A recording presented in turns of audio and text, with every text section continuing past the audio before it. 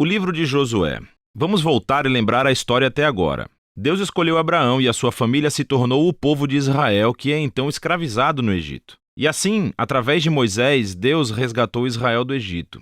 Ele fez uma aliança com eles no Monte Sinai e os guiou pelo deserto. Israel então acampou fora da terra prometida e Moisés os chamou para obedecerem os mandamentos de Deus, para que eles pudessem mostrar a todas as outras nações como Deus é. O livro de Josué começa logo depois que Moisés morreu e Israel está pronto para entrar na terra. Então, a história de Josué é projetada com 4 pontos principais. Josué primeiro leva Israel para a terra prometida. E lá, eles encontram toda a hostilidade dos cananeus e entram em batalha. Depois das suas vitórias, Josué divide a terra prometida como herança para as 12 tribos. E, então, o livro termina com esses discursos finais que Josué dá ao povo. Vamos nos aprofundar e ver como tudo isso flui junto. A primeira sessão começa com a morte de Moisés e Josué é apontado como o novo líder de Israel. E o autor intencionalmente apresenta Josué como um novo Moisés. Assim como Moisés, Josué chama o povo a obedecer a Torá, o que significa obedecer aos mandamentos da aliança que foram dados no Monte Sinai. E então Josué envia espiões para a terra, assim como Moisés fez em Números, capítulos 13 e 14.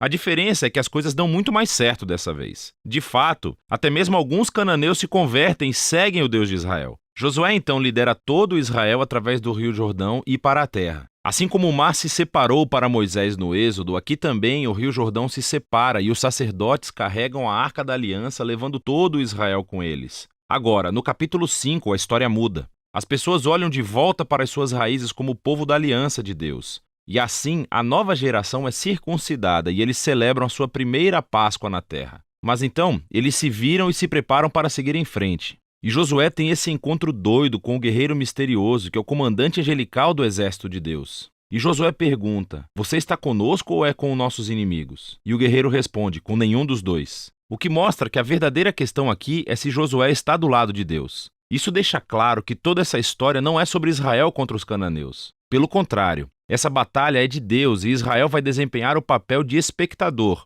ou, algumas vezes, torcedor do plano de Deus, o que nos leva à próxima sessão. Encontramos histórias sobre todos esses conflitos que Israel teve com diferentes grupos cananeus, e a primeira parte reconta a história de 2 batalhas com detalhes. E isso é seguido por uma série de contos que condensam anos de batalhas em alguns breves resumos. Então, as 2 primeiras batalhas são contra Jericó e depois Ai. Eles oferecem esses relatos da fidelidade de Deus em contraste com o fracasso de Israel. Em Jericó, Israel deve adotar uma abordagem completamente passiva. Então, eles deixaram a presença de Deus na arca guiá-los pela cidade através de música durante 6 dias. Porque, como Raabe se voltou para o Deus de Israel, talvez o povo de Jericó fizesse o mesmo, mas não fazem. E assim, no 7º dia, os sacerdotes tocam as trombetas e as paredes caem, levando Israel à vitória. O objetivo da história é mostrar que Deus é quem vai libertar o seu povo. Israel simplesmente precisa confiar e esperar. Agora, a próxima história da batalha em Ai tem o objetivo oposto. Há esse israelita chamado Acã. Ele rouba de Jericó alguns dos bens consagrados que deveriam pertencer somente a Deus e depois ele mente a respeito disso. É uma jogada bem cruel depois de tudo que Deus fez por Israel. E assim, Israel vai para a batalha contra a cidade de Ai e eles são totalmente derrotados. E é somente após o arrependimento humilde e ao lidar severamente com o pecado de Acã que Israel ganha a vitória. E assim, juntas, essas 2 histórias têm um lugar na frente para mostrar um objetivo importante. Se Israel vai herdar a terra, eles devem ser obedientes e confiar nos mandamentos de Deus. Eles não recebem tratamento especial. Agora, a segunda parte dessa sessão começa com os gibeonitas, um grupo cananeu. E eles fazem exatamente o que Raabe fez. Eles se voltam para seguir o Deus de Israel e fazem paz com Israel. Isso está em contraste com todos esses outros reis cananeus que começam a formar alianças e coalizões e querem destruir Israel. Então, Israel entra em batalha com eles e tem uma vitória esmagadora. E assim, toda essa sessão conclui com uma lista de resumo de todas essas vitórias ganhas por Moisés e depois por Josué.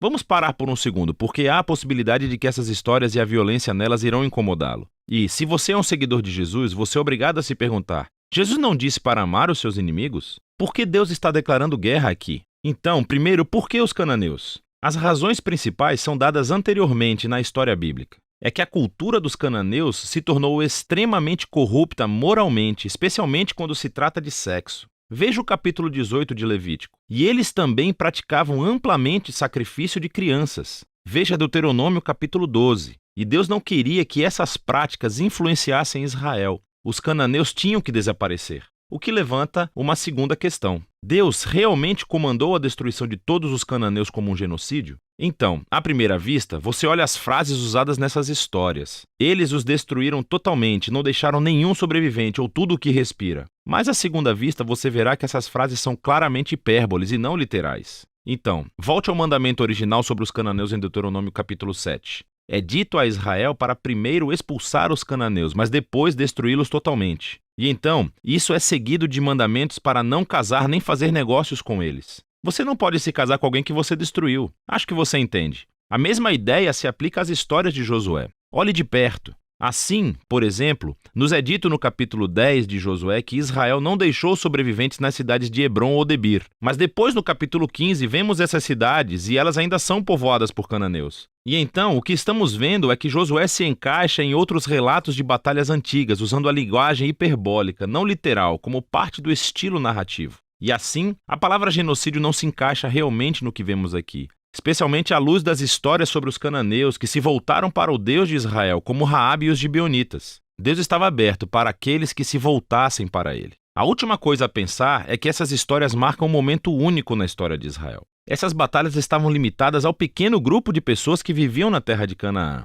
Com todas as outras nações, Israel foi ordenado por Deus a buscar a paz. Veja o capítulo 20 de Deuteronômio. E assim, o propósito dessas histórias de batalhas nunca foi dizer a você, leitor, para cometer violência em nome de Deus. Pelo contrário, elas mostram Deus trazendo sua justiça sobre o mal humano, em um momento único na história, e como ele livrou Israel da aniquilação pelos cananeus. Agora, vamos voltar ao conceito do livro. Depois de anos de batalhas, vemos um Josué envelhecido e ele começa a dividir a terra entre as 12 tribos de Israel. E a maior parte dessa seção é uma lista de linhas de limite. E, vamos ser honestos, é um pouco entediante. É como ler um mapa sem fotos. Mas, para os israelitas, essas listas eram muito importantes. Esse foi o cumprimento das promessas antigas de Deus a Abraão, de que os seus descendentes herdariam a terra prometida. E agora tudo estava chegando aos detalhes, o que leva à seção final. Josué dá 2 discursos ao povo. Eles são muito semelhantes aos discursos finais de Moisés em Deuteronômio. Josué relembra-os da generosidade de Deus, como ele os trouxe para a terra e os resgatou dos cananeus. E assim, ele os chama para rejeitarem os deuses cananeus e serem fiéis à aliança que fizeram.